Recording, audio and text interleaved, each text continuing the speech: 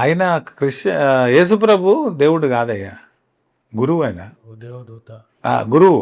ఆ గురువు దగ్గరికి గురువులు మాత్రమే వెళ్ళాలి, అంటే ఎడ్యుకేషన్కు సంబంధించిన వాళ్ళు మాత్రమే వెళ్ళాలి. అది రాబోయే కాలంలో వాళ్ళ కోసమే వీడియో చేస్తా. ఒకటి, మీరు సుఖంగా ఉన్నారా, ఆ దేవుడి దగ్గరికి పోతే హ్యాపీగా వెళ్ళండి.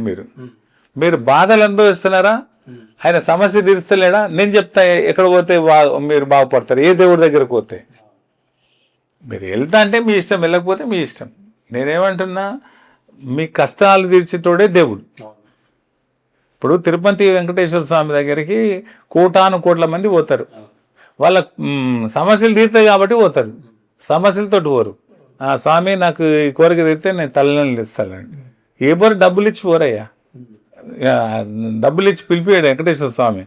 మనం డబ్బులు ఇవ్వనీకి పోతాం వాడికి.